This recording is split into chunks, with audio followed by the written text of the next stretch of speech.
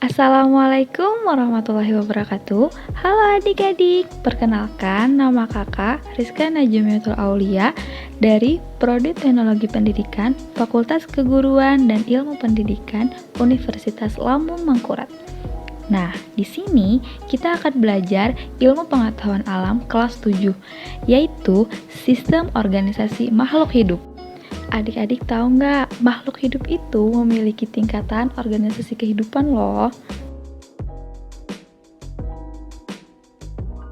Kompetensi inti memahami pengetahuan faktual, konseptual, dan prosedural berdasarkan rasa ingin tahu tentang ilmu pengetahuan alam, teknologi, dan fenomena terkait kejadian tampak mata. Kompetensi dasar mendeskripsikan keragaman pada sistem organisasi kehidupan mulai dari tingkat sel sampai organisme.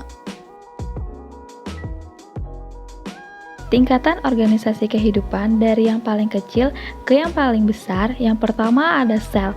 Jadi, sesuatu dapat dikatakan makhluk hidup apabila tersusun satu sel. Setelah itu, yang memiliki struktur dan fungsi yang sama akan membentuk suatu jaringan. Lalu beberapa jaringan bergabung membentuk satu fungsi yang kita sebut organ. Beberapa organ bergabung melakukan suatu fungsi yang kita sebut dengan sistem organ. Setelah itu, sistem organ bergabung hingga membentuk satu kesatuan yaitu individu. Pengertian sel. Sel adalah unit terkecil dari kehidupan. Istilah sel berasal dari kata cella. Dari bahasa Latin berarti ruang kosong.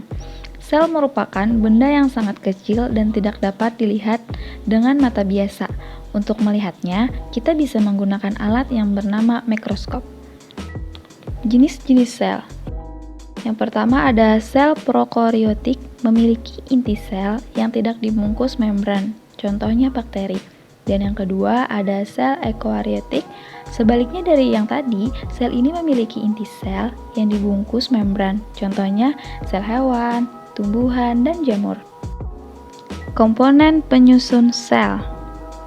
Yang pertama ada membran plasma, merupakan pembungkus plasma yang menyelubungi sebuah sel. Fungsinya untuk mengatur keluar masuknya zat ke dalam sel. Yang kedua ada plasma. Cairan yang terdapat di dalam sel disebut sitoplasma dan cairan inti sel disebut nukleoplasma. Yang ketiga ada inti sel.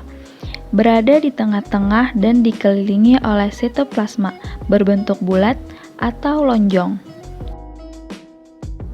Perbedaan sel hewan dan sel tumbuhan. Untuk lebih jelasnya, adik-adik bisa melihat gambar yang telah kakak tampilkan.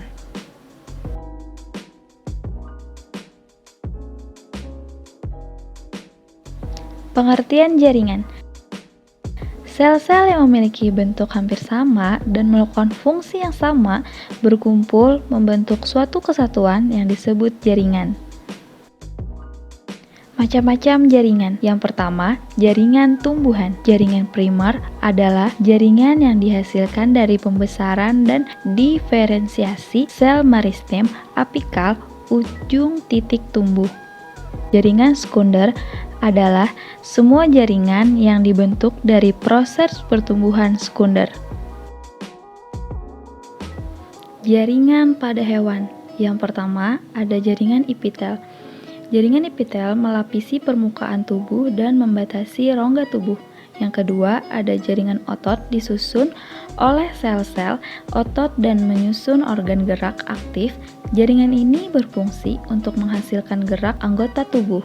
Jaringan ikat berfungsi mengikat sel-sel untuk membentuk jaringan dan mengikat jaringan dengan jaringan lainnya.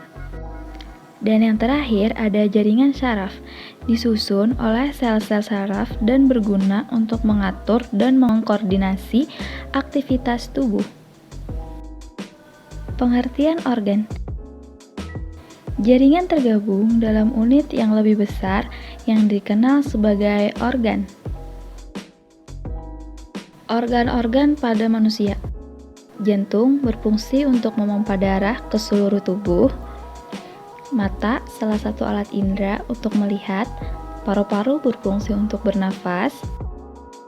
Ginjal berfungsi mencuci darah atau menyaring darah yang kotor dan sisanya penyaringan yaitu urin.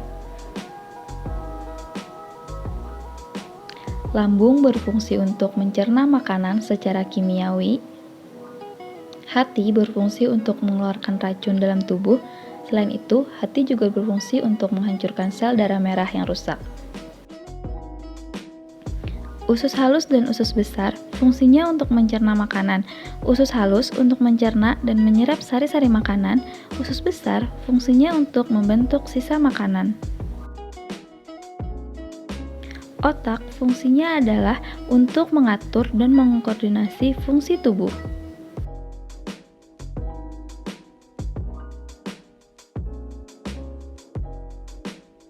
Organ-organ pada tumbuhan.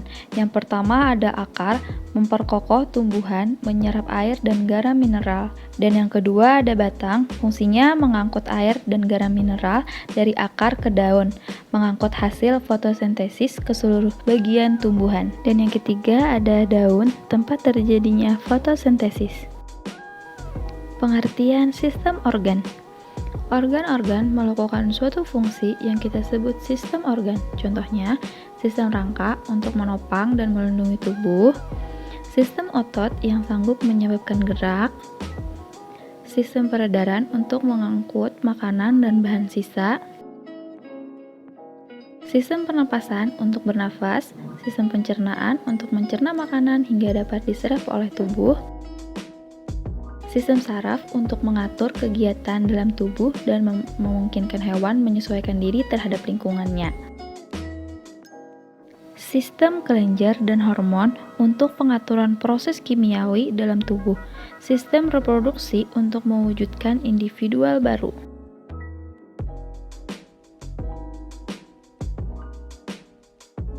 Sistem organ pada tumbuhan, sistem pengangkutan akar, batang, dan daun, sistem pernapasan sama dengan pengangkutan akar, batang, dan daun, sistem reproduksi tumbuhan, yaitu bunga, akar, contohnya kentang, batang, contohnya wortel. Pengertian organisme. Kumpulan sistem organ yang menyusun suatu individu yang melakukan kehidupan. Individu uniseluler memiliki satu sel dan hanya bisa dilihat menggunakan mikroskop, contohnya bakteri. Individu multiseluler memiliki banyak sel dan bentuknya besar, sudah bisa dilihat menggunakan mata biasa, contohnya manusia, hewan, dan tumbuhan. Oke adik-adik, itu tadi materi mengenai organisasi kehidupan makhluk hidup. Semoga bisa adik-adik pahami. Terima kasih sudah menyimak videonya. Semoga video ini bermanfaat. Tetap semangat. Wassalamualaikum warahmatullahi wabarakatuh.